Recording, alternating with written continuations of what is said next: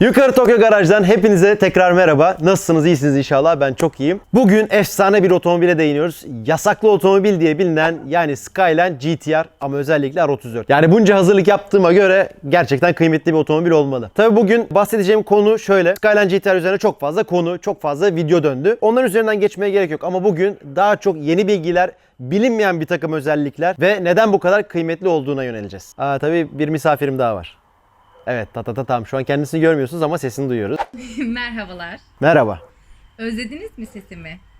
Diyebiliriz, özledik diyebiliriz. Bayağıdır yoktunuz. Evet yoktum ve benim olduğum videolar daha çok tutuyor sanki. O yüzden çekinmeden çağırabilirsin beni. Evet. Sorulara geçebiliriz Sayın Dırses. Nereden geldi bu sevda? Nereden geldi bu sevda? Şimdi Skyline GT-R birçok otomobil sevdalısının zaten favori listesinde vardır. Bunun birçok özellikleri var. Zaten bu soruları hazırladık. Güzel sorular hazırladık. Şimdi yasaklı otomobil diye birçok dergide yazdı, gazetede yazdı, orada burada yazdı, yabancı dergilerde yazdı. Halbuki yasaklı otomobil değil. Esasında Skyline GT-R'lar çok az ülkede olmasının sebebi Japonya'nın bu otomobili kendi emisyon kuralları, kendi ülke kurallarına göre üretmiş olmasından kaynaklanıyor. Fakat bu kurallarla örtüşen birçok ülke esasında kendi ülkelerine bu araçları ithal ettiler. Örneğin Avustralya, İngiltere, buralarda sıkça rastlayabiliyoruz bu otomobiller. Sevda nereden geldi dersen ben bunu yanlış hatırlamıyorsam ya 15 ya 16 yok daha erken 14-15 yaşlarındaydım. Bir maket araba yaparken kutusunun üzerinde gördüm. R33 Skyline. O zaman da R34 yoktu. Ya bu neymiş dedim. Oyuncakla başladı bu sevda. Sonra 98 ya da 99 Otoshow dergisinde Supra ile Skyline'ı yan yana koymuşlar ve bir kapak yapmışlardı. İsmi de şuydu. Çok iyi hatırlıyorum. Bu otomobillerle yanlamak düz gitmekten daha kolay diye. 800 beygirlik bir Supra, 1000 beygirlik Skyline. Orada vuruldum. Yani birçok otomobil sevdalısı gibi ben de orada vuruldum bu otomobile. Sevda böyle başladı. Çocukluğunuza dayanıyor yani. Evet. Çocukluk travmam. Neden GT-R Türkiye'de yok veya gelmemiş? Neden Skyline GT-R Türkiye'de yok? Aslında bir tane GT-R var. Aslında iki tane vardı. Bir tanesi yanlış hatırlamıyorsam ağır bir kaza geçirdi. Yeniden restore edildi. Öteki de Ankara'da zaten herkesin bildiği bir GT-R. Şöyle ki vakti zamanında bunlar gelebildi. Neden gelebildi? Türkiye biliyorsun 3 yaşından genç otomobilleri sokabiliyorsun. Bunlar da 3 yaşından gençken girebilmişler. Ama ve lakin eskiden şöyle bir kanun da vardı. 25 yaşından yaşlı otomobilleri de sokabiliyordun. Çünkü klasik sınıfına giriyordu. Hem de vergisiz. Ama malum Türkiye'de sürekli kanunlar değiştiği için bu kanun da değişti. Şu anda bildiğim kadarıyla yanlış olmasın. Hatta izleyiciler siz de düzeltebilirsiniz yorumlarda. Bu 35'e çıktı. Yani 35 yaşından büyük otomobiller klasik sayılmaya başladı. Artı 18 bin dolar üzerinden vergilendirilerek girmeye başladı. Kısacası 35 yaşından genç bir otomobili artık klasik olarak Türkiye'ye sokamıyoruz. Türkiye'ye evet bu sebepten dolayı Skyline GT-R girmedi. GT-R fiyatları ne ve ne kadar olacak sence? GT-R fiyatlarına hemen değineyim. Türkiye'yi baz alamam çünkü serbest piyasa. Zaten 2 tane GT-R var bildiğim kadarıyla. Japonya ile başlayayım. Çıktığı yerden başlayayım. 2014, 15, 16'nın sonlarına kadar Skyline GT-R fiyatları açık arttırmada 25 bin dolarla çok iyi sınıftaki 40 bin dolara kadardı o zaman. Bu R34 için konuşuyorum. R33 çok daha ucuz. R32 mesela biraz daha kıymetli. 2020'nin ortalarına geldik. Daha doğrusu geçtik ama geldiğimizde bu fiyat 85 bin dolar ve üstü olmaya başladı. Japonya fiyatından bahsediyorum. Yani Japonya'dan bu arabayı almak istersen bugün minimum rakam 85 bin dolar. Fakat Amerika'da iş değişiyor. Amerika'da şu anda 12 tane yasal R34 var. Yasal olanı söylüyorum. Onlar da 300 bin dolardan başlıyor. Şu anki fiyatı. Çünkü yasal. Nasıl olduğunu da anlatırım ileriki sorularda. Buna benzer bir konuya değiniyoruz. Türkiye'ye yasal olarak ilk GT-R ne zaman gelir? R34'ü baz alıyorsak R34 yasal olarak en erken 2023'te girebilir. Hayır, 2033'te girebilir. Kanun değiştiği için 2033'te girebilir. 2033 diyor. Evet, 2033'te. 2033'ten önce giremez. Eğer yasalar yine değişmezse. Dünyada kaç GT-R var? Kaç tane kaldı? Kaç GT-R var, kaç GT-R? Şimdi GT-R Nissan'ın göz bebeği. En önemli modellerinden biri. Çünkü Nissan 99 yılında batarken GT-R kurtardı. Dünyada en büyük otomotiv firmasından biri olan Nissan markası 99 yılında 20 milyar borçla iflas ediyordu. R35 ile kurtardılar. Ondan evvelinde R32 yanlışım olmasın 44 bin adet ürettiler. Hatta Nissan Skyline'ı 69 yılında başladı. 1969'da başladı ilk jenerasyonu. Aradaki şeyler çok tutmadı. R32 çok tuttu. R31 öyle tutmadı. R32 çok tuttu. Onun adı da zaten Godzilla olarak geçti tarihe. 44 bin adet yapıldı. Ondan sonrasında R33 yaptılar. O da 16.700 adet mi? Öyle bir şey. Ona yakın bir şey. Yani 17 bin değil. R33 hiç tutmadı. Çok beğenilen bir otomobil. Mesela R34 çok pahalı. R32 çok pahalı, R33 o kadar pahalı değil. R33 çok üretildi. R34'te 12.000'den biraz az üretildi. 11.570 mi, 78 mi tam rakamını hatırlamıyorum. Öyle bir sayı üretildi. Yani uzun lafın kısası hepsini topladığın zaman 70.000 GTR çıkmıyor yani. R32, 33, 34 serilerinden bahsediyorum. Sonra Nissan'ı R35 kurtardı. Ne zamanki Skyline GT-R R35 projesine başladılar, 20 milyar dolar içerideki Nissan 2 yıl içerisinde 2 milyar kâra geçti. Zararını da kapatıp R35 Nissan'ın hayata geri dönüş projesidir. Öyle söyleyeyim. Ama bana sorarsan ben biraz old school otomobil seven bir insanım. Evet, R35 GT-R'dır. Tamam. Efsane bir otomobil. Bak, otomobil olarak şey yapmıyorum, tartışmıyorum konuyu. Skyline serisi olarak tartışırsak bence R35, R32 ve R34'ün devamı değildir. R35 başka bir süper otomobildir benim kanaatimce. Ben böyle hissediyorum en azından ve birçok Skyline sevenleri de bu konuyu çok tartıştı yıllarca. Ama Nissan'ı kurtaran seridir tabii ki. Neden bir anda GT-R bu kadar değerlendi? GT-R neden bir anda bu kadar değerlendi? Kuşkusuz bir gerçek var. Evet, Skyline GT-R otomobil sevdalıları tarafından çok sevilen bir otomobildi. Zaten öyleydi. Ama yine aynı bir konuya değiniyorum.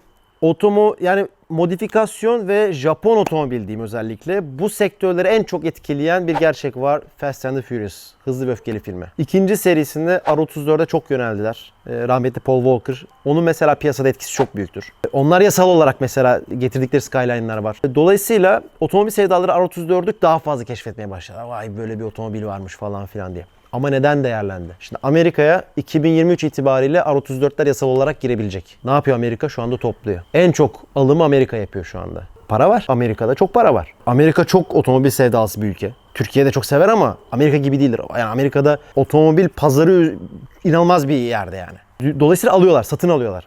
Japonlar da bunu biliyor. Bu yüzden gitgide artıyor. Birçok Japon şu anda aracını satmıyor. Çünkü şu an 85 bin dolar olmuş olan R34'ünü 2023 yılında en aşağı 250-300 bin dolardan başlayacak satmaya. Altın gibi. Koydu kenara, bekliyor. O yüzden zaten şu anda da yüksek fiyatları. Çünkü arz talep meselesi. Amerika'ya girdiği zaman Amerika bütün alabildiğini alacak. Bütün dünya üzerindeki.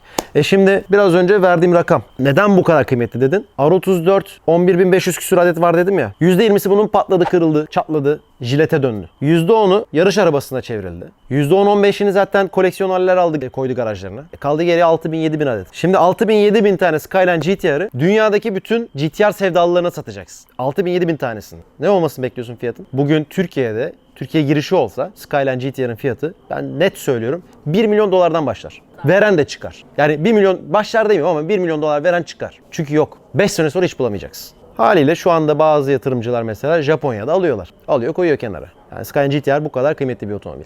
Filmden dolayı değil mi? Kendisi kıymetli. Şimdi filmden dolayı popüler oldu. Ama kendisi çok kıymetli. Şimdi Skyline GT-R'ı özel yapan nedir? Özel yapan şudur. Skyline GT-R süper otomobildir. Süper spor otomobildir. Neden? Ferrari, Lamborghini, Porsche, biliriz bunları. Bunların yanına koyduğun zaman Skyline GT-R'ı onlarla aynı performansa sahip ama artı tüm yollarda gidebilen, buzda, karda, çamurda, bagaj hacmi olan, 4 kişilik olabilen, aile otomobili olabilen ve diğerlerine göre çok daha ucuz bir otomobil. Efsane özellikleri var. 4x4, arka tekerlekleri dönebiliyor. Haliyle Skyline GT-R'ın diğerlerinin yanında çok büyük bir avantajı var. O yüzden de kıymetli bir otomobildir. Türkiye'de GT-R olsa trafiğe çıkartma uygulamaları nasıl olur?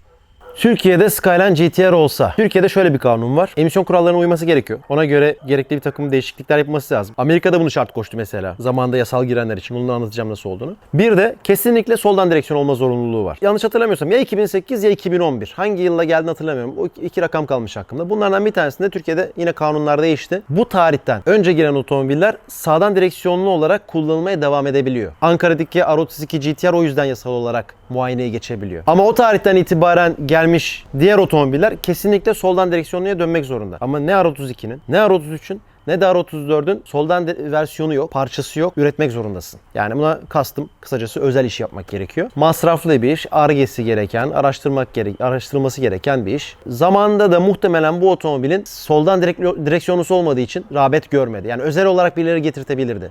Nissan kendisi getirtmedi çünkü Nissan'ın Türkiye pazarında böyle bir otomobil yoktu. Soldan direksiyonumuz yok bir kere. Ama vakti zamanında işte getirmek isteyen getirmiş. Amerika'da GT-R var dedin yasal olarak. O nasıl oldu? R34 şöyle oldu. Orada mesela oranın da Nissan pazarında yoktu. Fakat Motorex diye bir firma var. Galeri. Bu galeri bastırdı parayı. 2-3 tane R33 GT-R getirdi. Çünkü Amerika'nın kanunu şöyle. Crash test. Amerika'nın şöyle bir kuralı var. Diyor ki crash test yapman lazım. Eğer bu arabayı yasal olarak ithalatçısı olmak istiyorsan. Motorex de tamam dedi. Gitti yepyeni Skyline R33 aldı 2-3 tane. Bunları kazada parçaladı. İşte yanal kaza, kafa kafaya çarptırdı etti falan ve geçti testleri. Dolayısıyla lisansı aldı. O şekilde R33'ler getirdi zaten Amerika yasal olarak. Fakat R32 ve R34 bunun aynısıdır diyerek bunlara da lisans aldı. Ne zaman ki hükümet uyandı, hayır R32, R33, R34 bunun aynısı değildir. Bunun testini yapman lazım dedi. Motorex'in önünü kestiler ve yakaladıkları, buldukları araçları 60 gün içerisinde dışarı çıkartma zorunluluğu getirdiler. Yanlış hatırlamıyorsam Fast and Furious filmindeki arabalardan bir tanesi de o şekilde yurt dışına satıldı. Öyle hatırlıyorum. Hatta Almanya'ya bile olabilir. Bilen varsa yorumlara atsın. Öyle kalmış aklımda. Yanlış bilgi vermek istemiyorum. Dolayısıyla 4 tane yasal, 14 tane mi 12 tane yasal girdi. Onlar da şu anda $300.000 ve üzeri olarak satılıyor. Hatta Paul Walker'ın özel aracı $1.350.000'dan da teklif gördü diye biliyorum. Peki Türkiye'ye getirmek istesen getirme yolları neler? Ne yapardın?